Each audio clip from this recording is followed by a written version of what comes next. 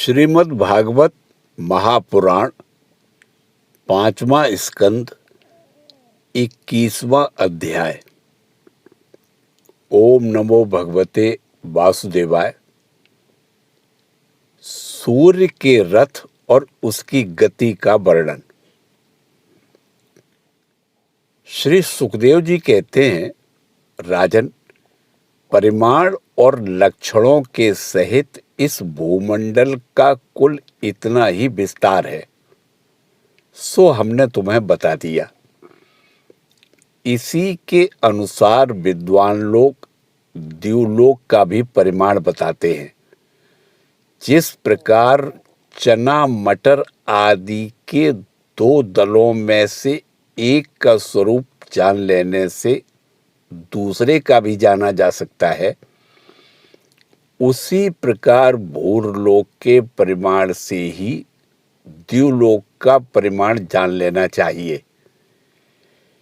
इन दोनों के बीच में अंतरिक्ष लोक है। यह इन दोनों का संधि स्थान है। इसके मध्य भाग में स्थित ग्रह और नक्षत्रों के अधिपति भगवान सूर्य अपने ताप और प्रकाश से तीनों लोकों को तपाते और प्रकाशित करते रहते हैं। वे उत्तरायण, दक्षिणायन और विषुवत नाम वाली क्रमशः मंद, शीघ्र और समान गतियों से चलते हुए समयानुसार मकरादि राशियों में ऊंचे नीचे और समान स्थानों में जाकर दिन रात को बड़ा, छोटा या समान करते हैं। जब सूर्य भगवान मेष या तुला राशि पर आते हैं, तब दिन रात समान हो जाते हैं। जब वृष आदि 5 राशियों में चलते हैं, तब प्रतिमास रात्रियों में एक एक घड़ी कम होती जाती है और उसी हिसाब से दिन बढ़ते जाते हैं। जब वृश्चिक आदि 5 राशियों में चलते हैं, तब दिन और रात्रियों में इसके विपरीत परिवर्तन होता है। इस प्रकार दक्षिणायन आरंभ होने तक दिन बढ़ते रहते हैं और उत्तरायण लगने तक रात्रियां। इस प्रकार पंडित जन मानसोत्तर पर्वत पर सूर्य की परिक्रमा का मार्ग 9,51,00,000 योजन बताते हैं।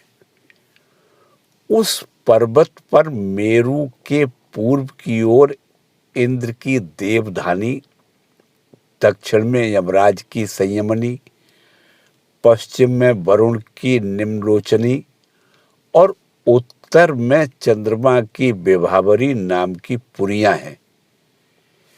इन पुरियों में मेरु के चारों ओर समय समय पर सूर्योदय, मध्याह्न, सायंकाल और अर्धरात्रि होते रहते हैं। इन्हीं के कारण संपूर्ण जीवों की प्रवृत्ति या निवृत्ति होती है। राजन, जो लोग सुमेरु पर्वत पर रहते हैं, उन्हें तो सूर्यदेव सदा मध्याह्न कालीन रहकर ही तपाते रहते हैं।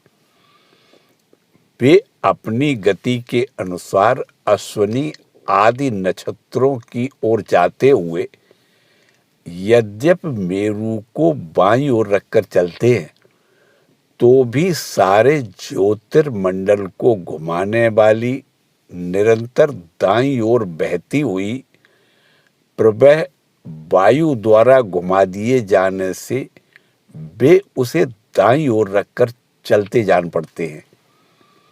जिस पुरी में सूर्य भगवान का उदय होता है, उसके ठीक दूसरी ओर की पुरी में वे अस्त होते मालूम होंगे और जहां वे लोगों को पसीने पसीने करके तपा रहे होंगे, उसके ठीक सामने की ओर आधी रात होने के कारण वे उन्हें निद्रावश किए होंगे।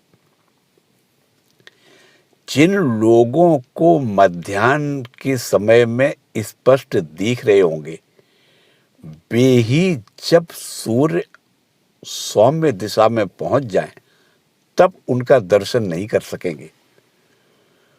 सूर्यदेव जब इंद्र की पुरी से यमराजपुरी की ओर चलते हैं तब 15 घड़ी में वे 2.25 करोड़ और 12.5 लाख योजन से कुछ 25,000 योजन अधिक चलते हैं। फिर इसी क्रम से वे वरुण और चंद्रमा की पुरियों को पार करके पुनः इंद्र की पुरी में पहुंचते हैं। इस प्रकार चंद्रमा आदि अन्य ग्रह भी ज्योतिष चक्र में अन्य नक्षत्रों के साथ साथ उदित और अस्त होते रहते हैं। इस प्रकार भगवान सूर्य का वेदमय रथ एक मुहूर्त में 34,800 योजन के हिसाब से चलता हुआ इन चारों पुरियों में घूमता रहता है।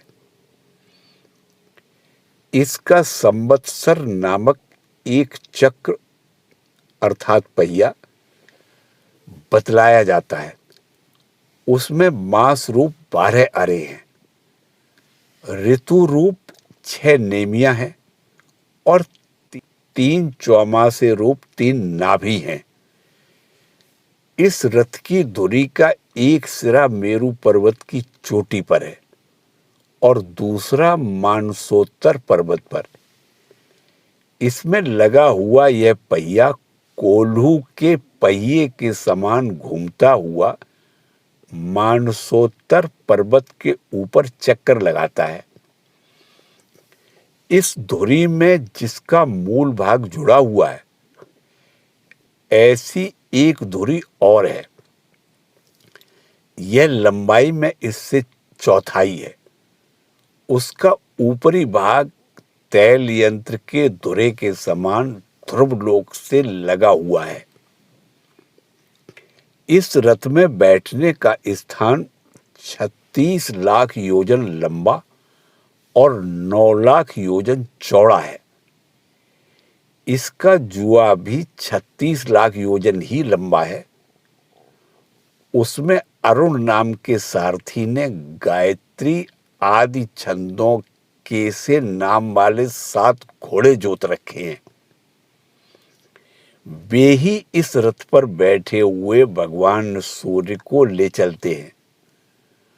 सूर्य देव के आगे उन्हीं की ओर मुंह करके बैठे हुए अरुण उनके सारथी का कार्य करते हैं।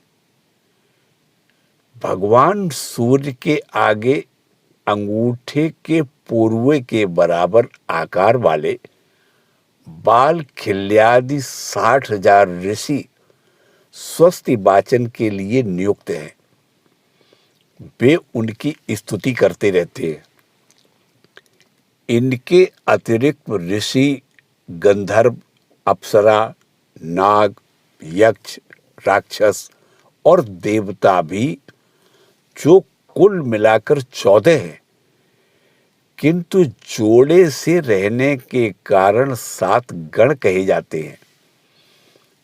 प्रत्येक मास में भिन्न भिन्न नामों वाले होकर अपने भिन्न भिन्न कर्मों से प्रत्येक मास में भिन्न भिन्न नाम धारण करने वाले आत्मस्वरूप भगवान सूर्य की 2-2 मिलकर उपासना करते हैं।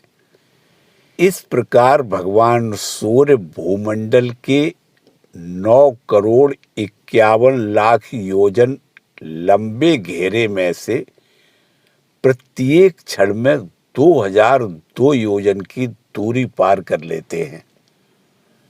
ओम नमो भगवते वासुदेवाय।